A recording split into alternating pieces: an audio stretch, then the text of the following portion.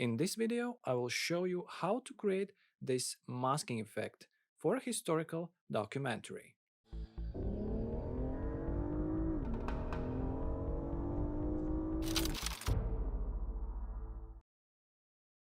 You will need 3 video tracks.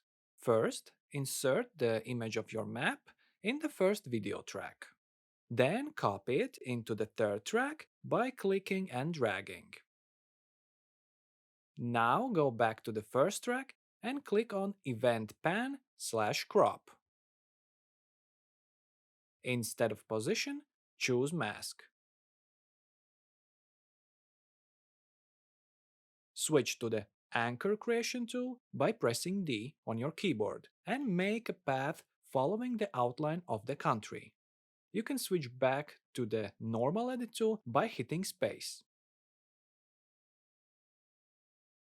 Under the Path mode, select Negative.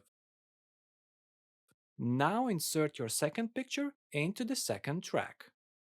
Click on the Event Pan/Crop and choose 16:9 widescreen aspect ratio to be able to freely move the image around and adjust it the way you see fit. Let's add a bit of movement to make it more engaging.